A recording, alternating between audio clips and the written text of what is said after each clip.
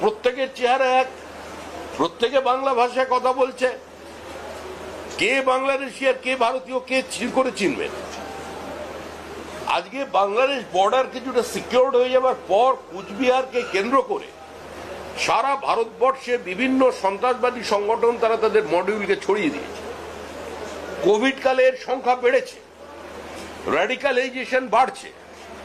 যে ছবি আমরা বাংলাদেশে দেখতে পাচ্ছি যে ইন্দিরা গান্ধীর নামাঙ্কিত লাইব্রেরির 70,000 বই জ্বলছে, আর একই ছবি দেখা যাচ্ছে মুর্শিদাবাদে, সেখানেও বাড়িতে আক্রমণ করে হিন্দুদের সমস্ত জিনিসপত্র লুট শুধু করা হচ্ছে না, বাচ্চাদের বইগুলোকে পর্যন্ত আগুন লাগিয়ে দেওয়া হচ্ছে। তো এই পরিস্থিতির বাইরে আমাদের বেরোতে হবে। আজকে প্রত্যেকটা প্রদেশের বিরুদ্ধে যদি এ ধরনের বক্তব্য কোনো দায়িত্বশীল মুখ্যমন্ত্রী লাগে, আজকে যদি অন্য প্রদেশের মানুষকে বহিরাগত বলে চিহ্নিত করে দেয়, তাহলে তো আগামী দিনে এই 40 লক্ষ মাইগ্রেন্ট লেবারকেও বহিরাগত বলে চিহ্নিত করে দেবে। প্রিয় দর্শকগণ, তোমরা দেখলেন ভিডিওটি। শ্রমিক বাবু কি বললেন, এবং শ্রমিক বাবুর কথা একেবারে মনে হচ্ছে যেন শুধরে গেছে।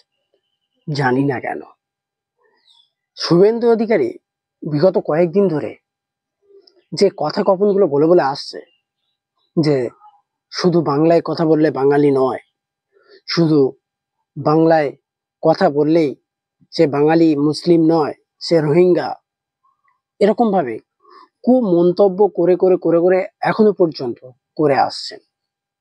কিন্তু শ্রমিক বাবু যে কথাটা বললেন, যে শরীর দেখে, অঙ্গ দেখে, চেহারা দেখে বোঝা যায় না কে হিন্দু কে মুসলিম, এবং কে জেহাদি এবং কে ভিনদেশি, বোঝা যায় না। হ্যাঁ, কিন্তু এরকম বহুত মানুষ যারা ভারতবর্ষে খেটে খাচ্ছে, যারা কিনা ভারতীয় নাগরিক, ভারতে থেকে তার 14 পুরুষ ভারতে ছিল, তারাই ভারতে রয়েছে এবং ভারতে থেকে করে মেরে খেটে খুটে খাচ্ছে। কিন্তু আজকের এই যে আন্দোলন, উড়িষ্যায়, বিহার, ঝাড়খণ্ড, উত্তরপ্রদেশ, এইসব জায়গায় বাঙালিরা গেলে এবং তাদেরকে ধরে বলা হচ্ছে এরা ভিনদেশি, এরা বাংলাদেশি, এরা জেহাদি মুসলমান। আদৌ কি এরা জেহাদি মুসলমান? এটা শুধুমাত্র এদের একটা সাজানো নাটক। এরকম সাজানো নাটক করে হয়তো পেয়েছেন প্রকৃত একজন বাঙালি বাংলাদেশিকে, সেই অজুহাতে আরো 10টা বাঙালি ইন্ডিয়ান মুসলমানদের উপরে অত্যাচার করা হচ্ছে, জুলুম করা হচ্ছে, যে না এরাইও ভিনদেশ, এরাইও বাংলাদেশ। এইভাবে অত্যাচার করা হচ্ছে মুসলিমদের উপর। যেহেতু 2026-এ লোকসভা ভোট, শান্তিভাবে যদি ভোট হয়, শান্তশিষ্ট মেজাজে এবং শান্তি শৃঙ্খলা বজায় রেখে যদি 2026-এ লোকসভা ভোট হয়, তাহলে বিজেপিও ক্ষমতায় আসতে পারবে না, তৃণমূলও ক্ষমতায় আসতে পারবে না, গ্যারান্টি। হ্যাঁ, ক্ষমতায় আসতে পারবে না। কিন্তু বিজেপি চাইছে কিছু একটা লটাতে, যাতে ভারতবর্ষের হিন্দুরা এটাই বিশ্বাস করে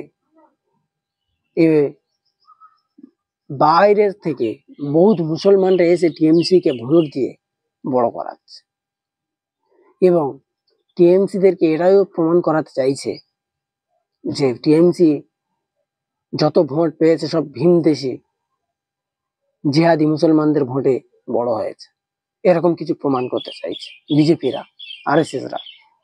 হ্যাঁ, কিন্তু আদৌ বিষয়টা এরকম কিছু নয়। থাকলে থাকতে পারে, কথার কথা, থাকলে থাকতে পারে। ভিনদেশি বাংলাদেশের মুসলমান এসে যদি ইন্ডিয়া থাকে গেলে থাকতে পারে, 100-র মধ্যে 2টো থাকতে পারে। এর মানে এটাই নয় যে বাংলাদেশের হাজার হাজার মানুষ এসে ইন্ডিয়াতে রয়েছে, করে মেরে খাচ্ছে। বিষয়টা এরকম। জাস্ট আমি তোমাদের বোঝানোর জন্য বললাম যে 100-র মধ্যে 2টো হতে পারে। তাই এই শুভেন্দু অধিকারী যে কথাগুলো বলে যায়, এনার কথা হিসাবে লজিক তো কোনো নেই, বরং ইনি সাম্প্রদায়িক দ্বন্দ্ব বাঁধানোর প্রচেষ্টা চালাচ্ছেন। হ্যাঁ, কিন্তু শ্রমিক বাবু যে কথাগুলো বললেন, তোমরা কথাগুলো শুনলে, এরকম বহুত বাঙালি বাঙালি মুসলিম হিন্দু তারা অন্য অন্য রাজ্যে গিয়ে চাকরি বাকরি কলকারখানায় জয়েন করে কাজ কাম করে জীবিকা নির্বাহন করছে। তারাই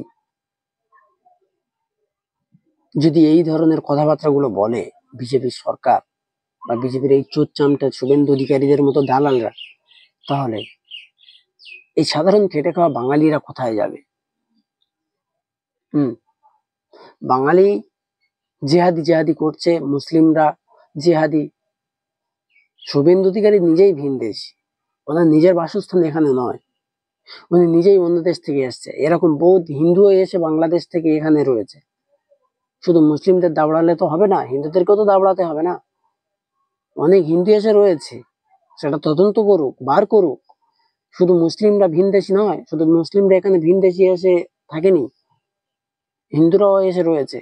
সেটা আগে ধরো, বোঝো, তারপরে সবাইকে বার করো এখান থেকে। তদন্ত হোক, এতটুকু বলবো। দেখা হচ্ছে পরের ভিডিওতে।